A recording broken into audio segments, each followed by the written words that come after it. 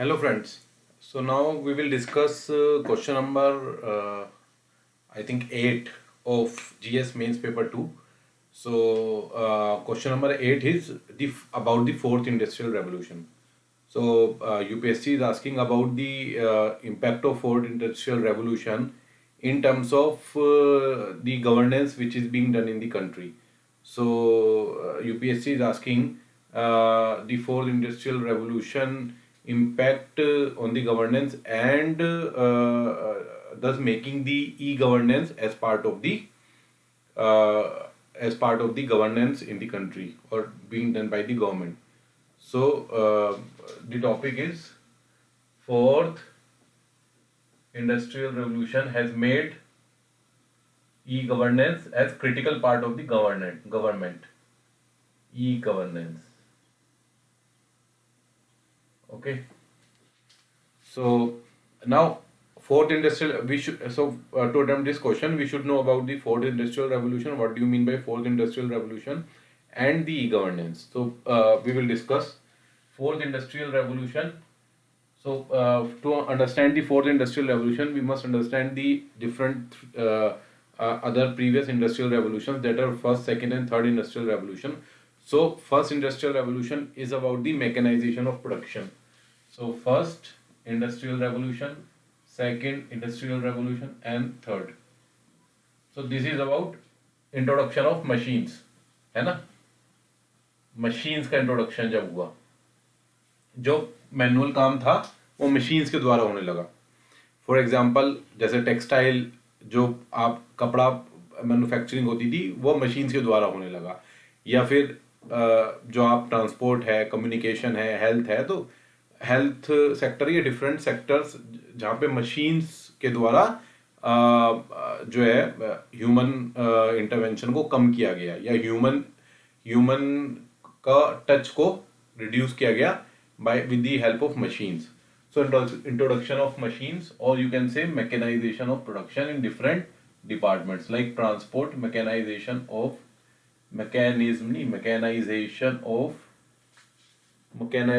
production. That is first industrial revolution. ठीक है. Second is usage of electric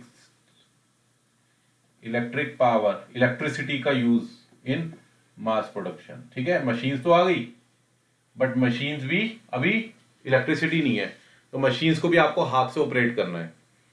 अभी second industrial revolution में आपको मशीन्स को इलेक्ट्रिसिटी ऑपरेट करेगी, यानी कि ह्यूमन का इंटरवेंशन और कम हो गया. Electricity power in mass production. Third, use of IT. ठीक है, आईटी का यूज, डिजिटल टेक्नोलॉजीज, कंप्यूटर, तो उसका जब इंट्रोडक्शन हुआ, that is third industrial revolution. And what is fourth industrial revolution, which is being talked about in the question? It is usage of advanced digital techniques in governance. या digital techniques like artificial intelligence, जिसको government बहुत promote कर रही है आजकल for governance. Artificial intelligence, AI, artificial intelligence. ठीक है. Then IoT, internet of things,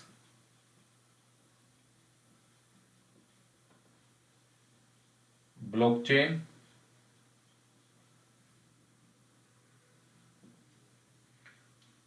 AI, IoT, blockchain. So fourth industrial revolution में क्या है? AI, IoT, blockchain and big data analytics, BDA.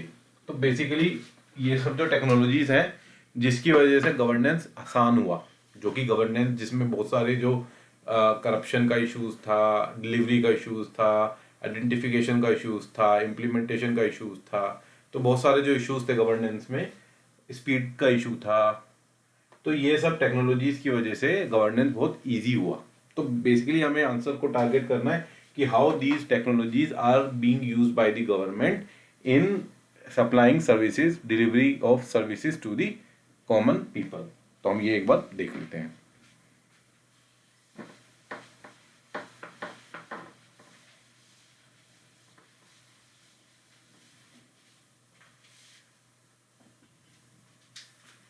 अब जानते हैं कि government basically delivery of services करती है ना, delivery of services.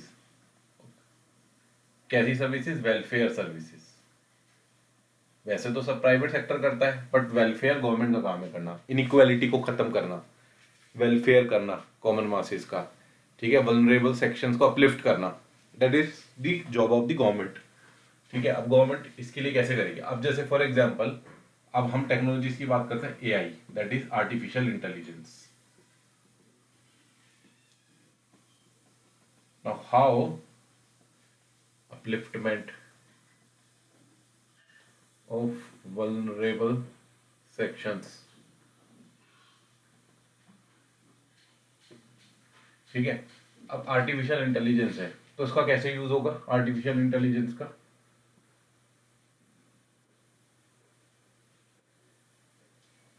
So what government, how government is using artificial intelligence in different areas of governance, like जो भी schemes government formulate करती है for upliftment of vulnerable sections. Like for example आप मान लीजिए पॉवर्टी एलिवेशन प्रोग्राम्स हैं,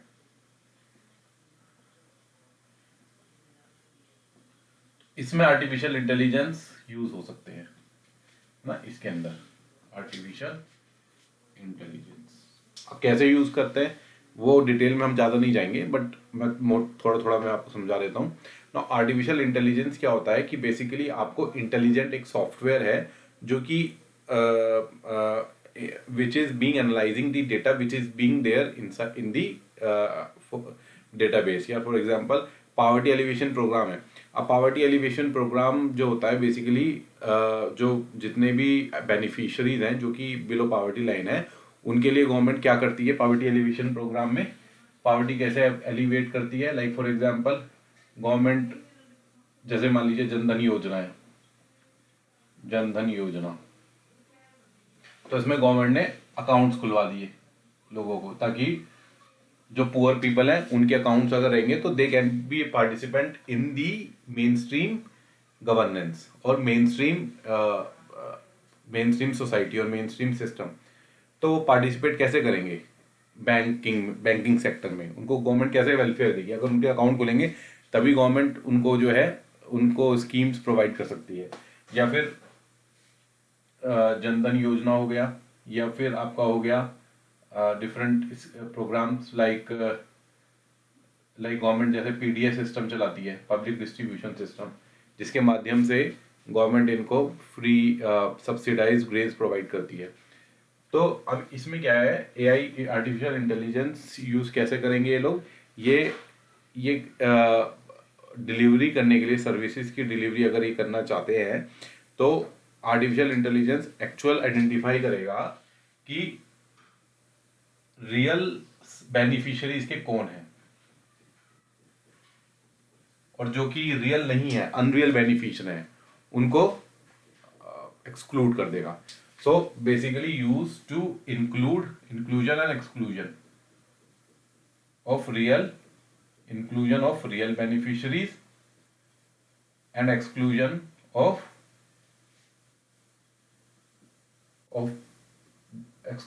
people who should not get the entitlement.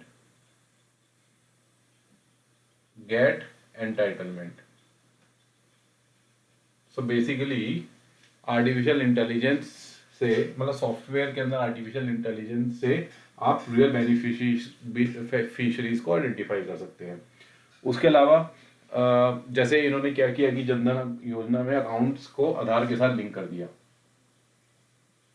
तो अब आधार में आपका बायोमेट्रिक सेव्ड है, तो अब जब भी आपको आपके अकाउंट में गवर्नमेंट पैसा ट्रांसफर करेगी तो उसमें करप्शन के चांस कम हो जाएंगे, क्योंकि आपके आधार के साथ लिंक है। तो आधार के करस्पॉन्डिंगली अकाउंट में ही ट्रांसफर होगा। उसमें क्या होगा ना, जो फेक अकाउंट्स में ये पैसा ट्रांसफर करते हैं वो मिनिमाइज कर सकते हो, क्योंकि फेक अकाउंट नहीं होगा, क्योंकि दैट इज लिंक्ड। आप उससे आइडेंटिफाई कर सकते हो अगर फेक अकाउंट्स में ट्रांसफर किया है कि that account is link with which Aadhaar, और उस आधार नंबर के करस्पॉन्डिंगली आपको पता चल जाएगा कि किसके अकाउंट में पैसा ट्रांसफर किया गया है।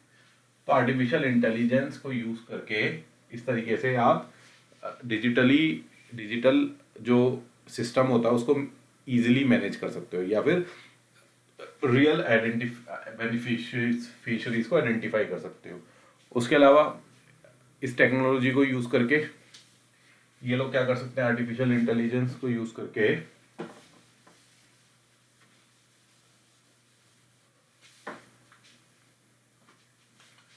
Evidence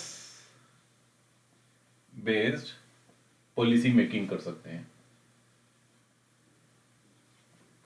real identification of beneficiaries, और जो पॉलिसी मेकिंग है वो एविडेंस बेस्ड हो सकती है। वो कैसे हो सकती है, क्योंकि अब मान लीजिए इससे ये आइडेंटिफाई हो सकता है एआई एंड बीडीए से कि एक्चुअल में ये पर्टिकुलर सेक्शन इज, अगर आप डेटा कलेक्ट करोगे एंड एआई टूल्स से आप ये आइडेंटिफाई कर सकते हो ये particular section is more vulnerable as compare to other section. तो आप इनके लिए आप जैसे फॉर एग्जांपल गवर्नमेंट ने एआई लॉन्च किया है, अंत्योदय योजना, अन्ना योजना। तो ये पुअरेस्ट ऑफ द पुअर के लिए किया गया है। तो पुअरेस्ट ऑफ द पुअर को आइडेंटिफाई करना हो तो एआई से आप इजीली कर सकते हो। तो एविडेंस बेस्ड पॉलिसी मेकिंग मतलब कि आपने एविडेंस कलेक्ट किए कि किसके लिए पॉलिसी बना सकते हो, और पॉलिसी डिफरेंट फॉर्मुलेट कर सकते हो as per the different sections of the society. So this is evidence based policy making. So AI tools actually facilitate evidence based policy making, because it is the computer which actually identifies that this particular section requires this type of policy, these type of policies, and hence government can formulate policies targeting that section of the society. जैसे government ने अभी आपको बताया EWS के लिए 10% कोटा किया था, तो दैट इज, ये तभी किया होगा गवर्नमेंट ने कि गवर्नमेंट ने कुछ डेटा कलेक्ट किया होगा with the use of AI tools, and देखा होगा कि ईडब्ल्यूएस यानी कि जो कुछ सेक्शंस है ऐसे सोसाइटी के जो कि अभी भी कवर नहीं हो रहे हैं, and they also need this EWS 10% reservation.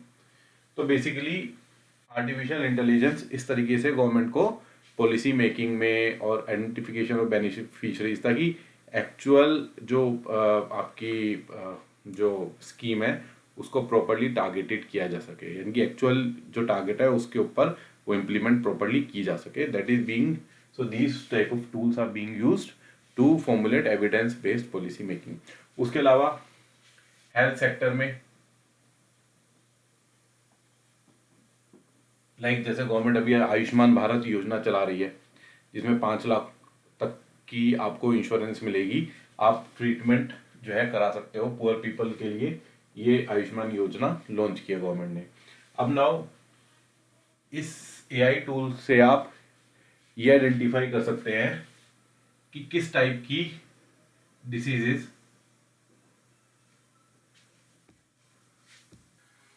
तो जैसे आयुष्मान भारत योजना के बारे में बता रहा था, तो आयुष्मान भारत योजना में बेसिकली एआई टूल्स बहुत एफिशिएंसी इंट्रोड्यूस कर सकते हैं, बिकॉज इससे क्या होगा ना कि आप ये डिटेक्ट कर सकते हो कि किस टाइप की डिसीज की ज़्यादा वो है प्रोबेबिलिटी है, या किस टाइप की डिसीज ज़्यादा लोगों को हो रही हैं।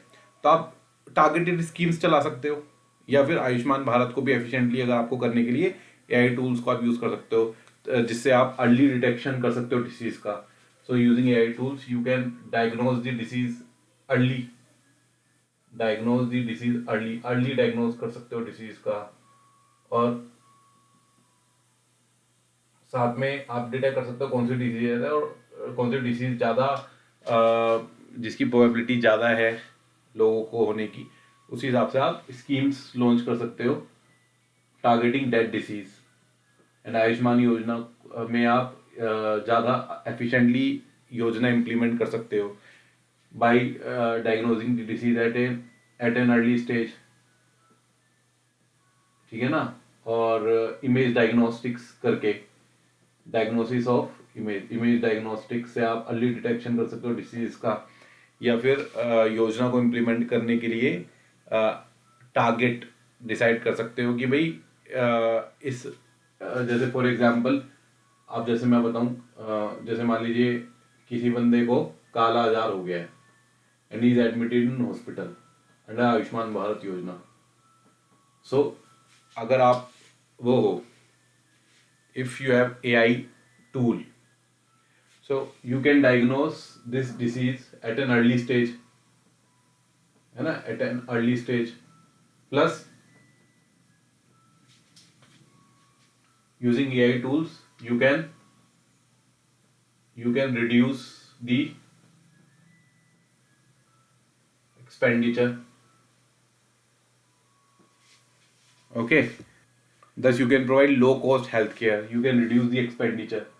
So low cost healthcare आप दे सकते हैं और लोगों का एक्सपेंडिचर कम कर सकते हैं। तो आयुष्मान भारत योजना आप बहुत एफिशिएंटली इंप्लीमेंट कर सकते हैं, क्योंकि गवर्नमेंट का भी ऑब्वियसली खर्चा कम होगा अगर आप इस तरीके से टूल्स यूज करेंगे। तो 10 एज वी कैन सी कि एआई को आप यूज कर सकते हो गवर्नेंस में। सिमिलरली आईओटी ब्लॉकचेन को आप यूज कर सकते हो,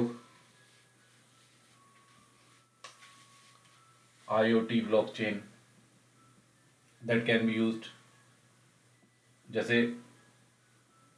फार्मर्स के लिए यूज हो सकता है ये। एग्रीकल्चर को एफिशिएंसी प्रोवाइड कर सकते हैं आप, एग्रीकल्चर एफिशिएंसी इंक्रीज हो सकती है इसके थ्रू। सोइल की हेल्थ आप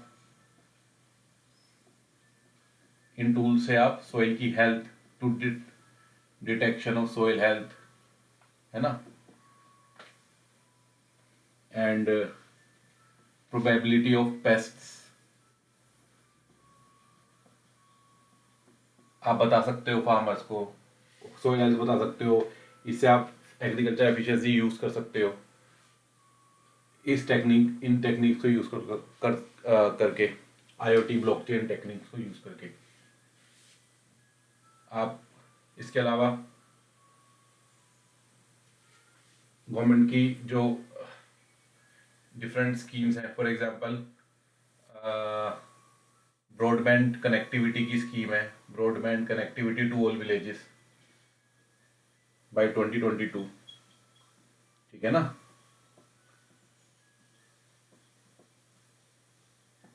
तो बेसिकली क्या है, अगर आप ब्रॉडबैंड ले आएंगे तो आप इजीली ये सब जो टेक्निक्स हैं वो इम्प्लीमेंट कर सकते हैं रूरल एरियाज में, जहाँ पे ज़्यादा ज़रूरत है गवर्नमेंट को टारगेट करने की, क्योंकि ज़्यादातर जो अर्बन पुअर भी होते हैं बट रूरल एरियाज में ज़्यादा आपको डेवलपमेंट करने की ज़रूरत है, क्योंकि वो अभी तक पिछड़े हैं डेवलपमेंट में। उसके अलावा अर्बन पुअर की जो इश्यूज हैं, लाइक हाउसिंग का इशू है, सैनिटेशन का इशू है ना, इलेक्ट्रिसिटी का इशू है, आप ज़्यादा ढंग से प्रोवाइड कर सकते हैं, ज़्यादा एफिशिएंटली आप ये स्कीम्स, टारगेटेड स्कीम्स आप इम्प्लीमेंट कर सकते हैं। इलेक्ट्रिसिटी यानी कि स्मार्ट ग्रिड सिस्टम, आप इनको यूज करके, एआई को यूज करके स्मार्ट ग्रिड सिस्टम, एआई या फिर आईओटी भी यूज कर सकते हैं, स्मार्ट ग्रिड सिस्टम और इलेक्ट्रिसिटी, ठीक है। Similarly housing, smart housing system, sanitation के लिए आप ये ज़्यादा टेक्नोलॉजीज यूज कर सकते हैं। इसके अलावा बिग डेटा एनालिटिक्स, मैंने बोला था, big data analytics you can use in governance to reduce the corruption reduce करने के लिए आप बिग डेटा एनालिटिक्स यूज कर सकते हैं। So in this way you can see that this industrial revolution से गवर्नमेंट बहुत एफिशिएंटली जो वेलफेयर गवर्नमेंट का जो जस्टिस की गवर्नमेंट क्या देती है, सोशल एंड इकोनॉमिक जस्टिस, तो वो जस्टिस बहुत एफिशिएंटली गवर्नमेंट मासिस को प्रोवाइड कर सकती है, जो हमारे डीपीएसपी में भी बोला गया है आर्टिकल 38, ठीक है। तो आपको मोटा मोटा यही इस आंसर में लिखना था। एआई यूज कर सकते हैं, आईओटी यूज कर सकते हैं, डिफरेंट सेक्टर्स में गवर्नमेंट कैसे अपनी सर्विसेज प्रोवाइड कर सकती है यूजिंग दीज टेक्नोलॉजीज। मेन मोटा मोटा यही आपको लिखना था, ठीक है। अब with this I may lecture here, then I will take up question number 9 next. One more point I want to add here, So in the fourth industrial revolution, I've already told that the usage of AI, blockchain, IoT, and big data analytics in the governance uh, to provide these services to the common people. So how these are technologies I've already discussed. So one more thing I want to add here, that uh, these technologies like artificial intelligence, or you can say IoT and blockchain, these technologies can use to develop one common platform. Like I've already told you that there is a mission Karm Yogi, through which government envisaged to create a common robust database for the training of the civil servants, not only group A but all the civil servants, not only lying in the state but center, but also in state. So a common database will be there where all the training modules will be there, and so centralized training system will be there. So to create this type of centralized training system, IoT and blockchain technologies can be used.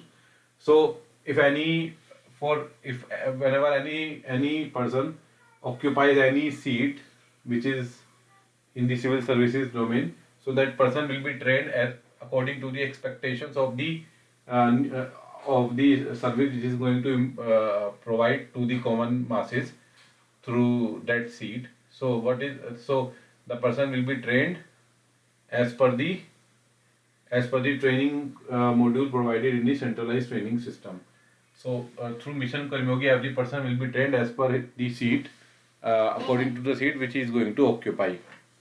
So a blockchain IoT can be used. Similarly, this type of platform can be utilized for different departments to interact with each other or to convergence of different policies. So IoT and blockchain can also be used for convergence, a common platform for convergence of different departments and policies. Okay. And artificial intelligence, I already told that it can be used in education, health. Then it can be used in agriculture. Okay, students. Yes, sir. And used in smart city, Yes, sir. to create smart cities. Yes, sir. ठीक है. And transport and communication, electricity, policing system. So in all these departments, these technologies can be used to provide efficient as well as speedy governance. So AI will be used in AI and big data analytics will be used in these departments to provide quick and speedy justice to service to the citizens. For example, you can say in health. So, for example, in health sector, AI, these technologies can be used to provide affordable health care. Education, contactless education as well as high tech education. ठीक है ना. Agriculture मैंने आपको बता ही दिया, to prevent pest diseases, pest और disease prevent करने के लिए. Smart cities, already I have told, smart cities के फ्रेमवर्क के लिए this type of technologies can be used in smart cities. जो भी स्मार्ट सिटीज में ये इसमें स्मार्ट ट्रैफिक सिस्टम होगा, है ना. पुलिसिंग के लिए, साइबर अटैक्स को प्रिवेंट करने के लिए, और to detect who has done this cyber attack. तो इस टाइप की टेक्नोलॉजीज आप गवर्नेंस में यूज कर सकते हो. So thus these technologies have made e governance as critical part of. क्योंकि आज के टाइम पे आप जानते हैं कि वो traditional system of governance can not work because it is the age of fourth industrial revolution where these technologies can provide speedy as well as effective, using these technology government can provide speedy as well as effective delivery of services to its citizens. और basically identification of beneficiaries के लिए, या फिर to monitor the programmes और awareness फैलाने के लिए। उसके अलावा इस टाइप की टेक्नोलॉजीज आप यूज़ कर सकते हो फॉर, जैसे गवर्नमेंट का एक जल जीवन मिशन है, तो अफोर्डेबल ड्रिंकिंग वाटर के लिए आप एआई, ये this AI technology can be used, AI Jal Jeevan Mission के लिए। ठीक है, so in this way you can write your answer in a comprehensive manner.